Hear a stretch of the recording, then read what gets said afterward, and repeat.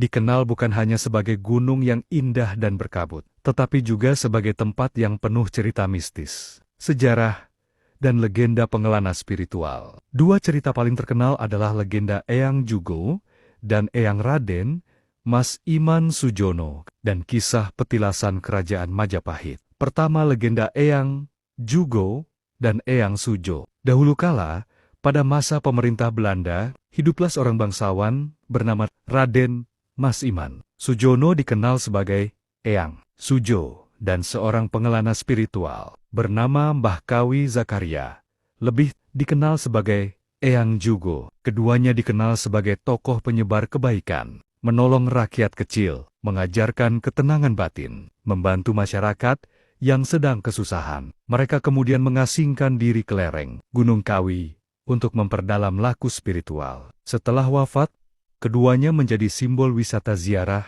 dan tempat ngalap berkah, terutama bagi pedagang atau orang yang sedang mencari ketenangan dan kelancaran usaha. Di sana terdapat pesarean makam Eyang Jugo dan Eyang Sujo yang setiap hari diziarahi. Kedua, kisah pesugihan Gunung Kawi. Gunung Kawi juga terkenal dengan cerita pesugihan, namun cerita ini lebih bersifat folklore atau mitos masyarakat. Konon, ada sebagian orang yang datang pada malam tertentu untuk melakukan ritual meminta kelancaran rezeki. Mereka percaya ada penjaga gaib yang bisa memberikan kekayaan secara instan, namun selalu ada tumbal atau syarat berat di baliknya. Namun, secara budaya, sesepuh sekitar menegaskan bahwa Gunung Kawi lebih kepada tempat doa, bukan meminta hal yang merugikan diri sendiri. Pesugihan adalah cerita rakyat yang berkembang dari mulut ke mulut. Ketiga, ada pengaruh Tionghoa. Uniknya,